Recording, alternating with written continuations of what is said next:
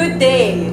I am Remel Alvarez for the Department of Psychology, and I am running as the third-year batch representative. Now, here's a question from Vox Ablaza of 3BLM. In your 2 years of stay here at San Beda College, what was your most substantial contribution that directly gave an impact to the community?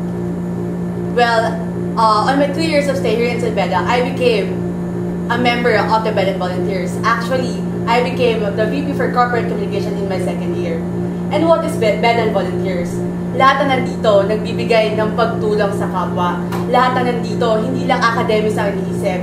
Lahat na nandito, tumutulong para sa mga Bedista. And I believe na sa pamamagitan nito, na-empower yung sarili ko. Sa pamamagitan nito, na-mold ako to be a better leader to my batchmates.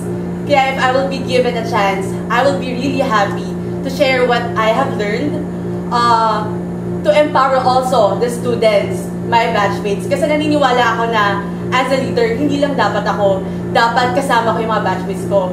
Dapat ma-empower ko din sila isa-isa. And that's what my platform is all about. I want them to be the future leaders. As juniors, kami nasa crucial part na in the future, kung ano ba talaga yung direction dapat namin tahakin.